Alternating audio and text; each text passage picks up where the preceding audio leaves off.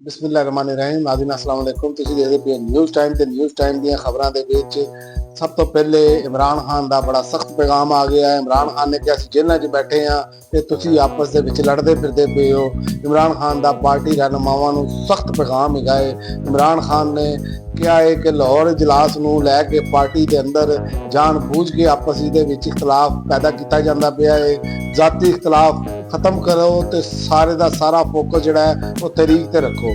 ਇਮਰਾਨ ਖਾਨ ਨੇ ਅਲੀਮਾ ਖਾਨ ਨੇ ਇਮਰਾਨ ਖਾਨ ਨਾਲ ਮੁਲਾਕਾਤ ਤੋਂ ਬਾਅਦ ਦੀਗਰ ਦੋ ਭੈਣਾਂ ਦੇ ਨਾਲ ਮੀਡੀਆ ਨਾਲ ਗੁਫ਼ਤਗੂ ਕਰਦੇ ਹੋਏ ਕਿਹਾ ਹੈ ਕਿ ਅਲੀਮਾ ਖਾਨ ਨੇ ਕਿਹਾ ਹੈ ਕਿ ਇਮਰਾਨ ਖਾਨ ਨੇ ਦੋ ਪੈਗਾਮਾਤ ਦਿੱਤੇ ਨੇ ਤੇ ਕਿਹਾ ਹੈ ਇਹਨਾਂ ਦੇ ਨਾਲ ਮੇਰੇ ਨਾਲ ਤੇ ਬੁਸ਼ਰਾ ਬੀਬੀ ਦੇ ਨਾਲ ਜ਼ੁਲਮ ਹੋ ਰਿਹਾ ਹੈ। ਮੇਰੇ ਟੀਵੀ ਤੇ ਅਖਬਾਰਾਤ ਜਿਹੜੇ ਨੇ ਉਹ ਬੰਦ ਕੀਤੇ ਹੋਏ ਨੇ। ਇਹਦੇ ਜਵਾਬ ਵਿੱਚ ਅਡਿਆਲਾ ਜੇਲ੍ਹ ਦੇ ਵਿੱਚੋਂ ਵੀ ਵਜ਼ਾਤਾਂ ਆ ਗਈਆਂ ਨੇ। ਅਡਿਆਲਾ ਜੇਲ੍ਹ ਦੀ ਇੰਤਜ਼ਾਮੀਆ ਕਹਿੰਦੀ ਹੈ ਕਿ ਇਮਰਾਨ ਖਾਨ ਮੁਕੰਮਲ ਸਿਹਤਮੰਦ ਨੇ ਤੇ ਇਹਨਾਂ ਦੇ ਸਾਰੇ ਅਜ਼ਾ ਜਿਹੜੇ ਨੇ ਉਹਨਾਂ ਦਾ ਮੁਆਇਨਾ ਕੀਤਾ ਜਾਂਦਾ ਹੈ। ਇਮਰਾਨ ਖਾਨ ਨੂੰ ਜੇਲ੍ਹ ਦੇ ਵਿੱਚ B ਕਲਾਸ ਸਹੂਲੀਅਤ ਦਿੱਤੀਆਂ ਨੇ। ਇਮਰਾਨ ਖਾਨ ਦੇ ਸਾਰੇ ਅਜ਼ਾਮਾਂ ਦਾ ਮੁਆਇਨਾ ਕੀਤਾ ਜਾਂਦਾ ਹੈ ਤੇ ਇਮਰਾਨ ਖਾਨ ਮੁਕੰਮਲ ਸਿਹਤਮੰਦ ਨੇ। ਅਡਿਆਲਾ ਜੇਲ੍ਹ ਇੰਤਜ਼ਾਮੀਆ ਨੇ ਕਿਹਾ ਤੇ ਇਮਰਾਨ ਖਾਨ ਦੀ ਸਿਕਿਉਰਿਟੀ ਔਰ ਸਿਹਤ ਦੇ ਮੁਤਲਕ ਜਿਹੜਾ ਹੈ ਅਸੀਂ ਪੂਰਾ ਧਿਆਨ ਰੱਖਦੇ ਹਾਂ। ਤੇ ਉਸ ਤੋਂ ਇਲਾਵਾ ਰਿਆਮ ਖਾਨ ਨੇ ਵੀ ਆਪਣੀ ਸਿਆਸੀ ਜਮਾਤ ਬਣਾਉਣ ਦਾ ਐਲਾਨ ਕਰ ਦਿੱਤਾ ਹੈ। ਇਮਰਾਨ ਖਾਨ ਦੀ ਜਿਹੜੀ ਪਹਿਲੀ ਬੁੱਢੀ ਹੈ ਰਿਆਮ ਖਾਨ, ਉਹਨਾਂ ਨੇ ਆਪਣੀ ਸਿਆਸੀ ਜਮਾਤ ਬਣਾਉਣ ਦਾ ਐਲਾਨ ਕੀਤਾ ਹੈ।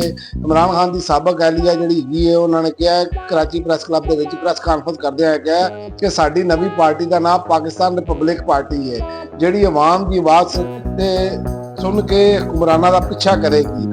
ਪਾਕਿਸਤਾਨ ਰਿਪਬਲਿਕ ਪਾਰਟੀ ਆਵਾਮ ਦੇ ਮਸਾਇਲ ਨੂੰ ਹੱਲ ਕਰਨ ਵਾਸਤੇ ਪੂਰਾ ਜ਼ੋਰ ਲਾਵੇਗੀ।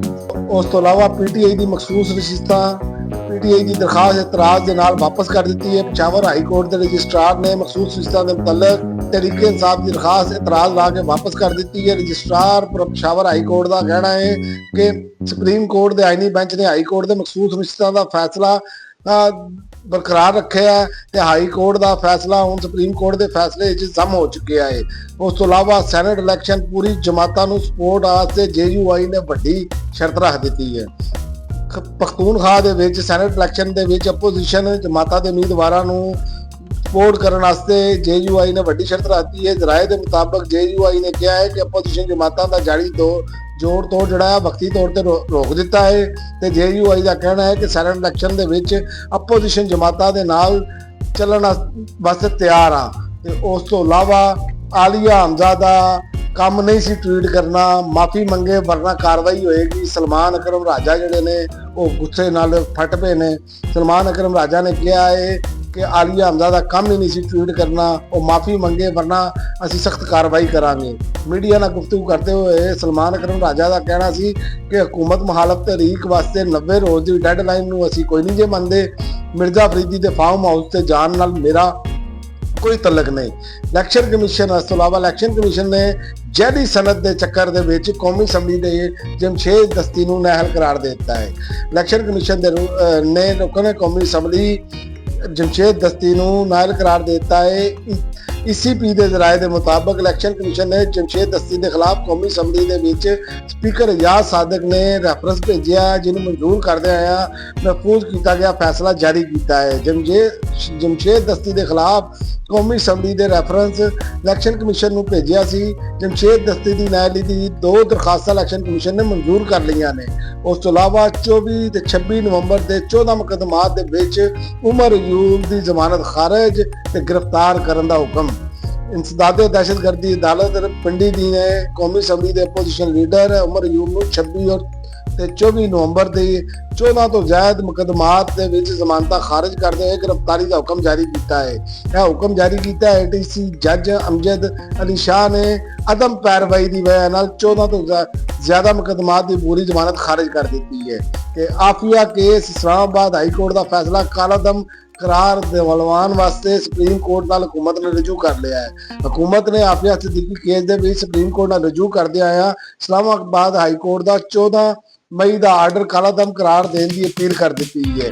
ਔਰ ਇਸ ਤੋਂ ਇਲਾਵਾ ਅਮਰੀਕਾ ਨੇ ਯੂਰੇਨੀਅਮ ਮਕਸੂਦਗੀ ਖਤਮ ਕਰਨ ਤੇ ਇਸਰਾਰ ਕੀਤਾ ਤੇ ਮੁਜ਼ਾਕਰਾਤ ਨਹੀਂ ਹੋਣਗੇ। ਈਰਾਨ ਨੇ ਬਿਲਕੁਲ ਵਾਜ਼ਿਆ ਕਰਤਾ ਹੈ। ਈਰਾਨੀ ਸੁਪਰੀਮ ਲੀਡਰ ਜਿਹੜੇ ਨੇ ਆਇਤੁੱਲਾ ਖਾਮਨਾਈ ਦੇ ਬਸ਼ੀਰ ਅਲੀ ਵਲੈਤੀ ਨੇ ਈਰਾਨੀ ਖਬਰ ਅਦਾਰੇ ਨਾਲ ਗੁਫ਼ਤਗੂ ਕਰਦੇ ਹੋਇਆ ਦੋ ਟੋਕ ਮੌਕਫ ਤਿਆਰ ਕਰਦੇ ਹੋਇਆ ਕਿਹਾ ਹੈ ਕਿ ਅਗਰ ਮੁਜ਼ਾਕਰਾਤ ਦੀ ਸ਼ਰਤ ਅਬਜ਼ੂਦਗੀ ਰੋਕਣਾ ਹੈ ਤੇ ਇਹੋ ਜਿਹੇ ਮੁਜ਼ਾਕਰਾਤ ਸਾਨੂੰ ਨਹੀਂ ਚਾਹੀਦੇ ਤੇ ਨੇਤਨਯਾਹੂ ਹੁਕੂਮਤ ਜਿਹੜੀ ਹੈ ਉਹ ਖਤਰੇ 'ਚ ਪੈ ਗਈ ਹੈ। ਨੇਤਨਯਾਹੂ ਦੀ ਹੁਕੂਮਤ ਦੇ ਵਿੱਚ ਅਹਿਮਦਾਦੀ ਜਮਾਤ ਨੇ ਆਪਣੇ ਆਪ ਨੂੰ ਵੱਖਰਿਆ ਕਰ ਲਿਆ ਹੈ।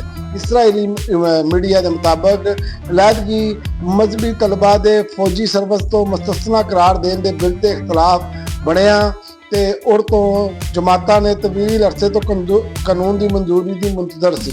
ਔਰ ਦੂਸਰਾ, ਇਸਰਾਈਲ ਨੇ ਫਲਸਤੀਨੀਆਂ ਦੀ ਸਮੁੰਦਰ ਤੱਕ ਰਸਾਈ ਵੀ ਬੰਦ ਕਰ ਦਿੱਤੀ ਹੈ। ਇਸਰਾਈਲ ਨੇ ਭੂਖੰਡ ਤੇ ਫਲਾਸ ਨਾਲ ਦਾ ਸ਼ਿਕਾਰ ਫਲਸਤੀਨੀਆਂ ਦੀ ਸਮੁੰਦਰ ਤੱਕ ਰਸਾਈ ਤੇ ਮੁਕੰਮਲ ਪਾਬੰਦੀ ਆਇਦ ਕਰ ਦਿੱਤੀ ਹੈ ਤੇ ਆਖਰ ਤੇ ਤੋਹੀਨੇ ਮਜ਼ਹਬ ਦੇ ਹਵਾਲੇ ਨਾਲ ਮੁਕੱਦਮਾਤ ਦੀ ਤਹਿਕੀਕਾਤ ਵਾਸਤੇ ਹੁਕੂਮਤ ਨੂੰ ਕਮਿਸ਼ਨ ਤਸ਼ਕੀਲ ਦੇਣ ਦਾ ਹੁਕਮ ਦੇ ਦਿੱਤਾ ਹੈ।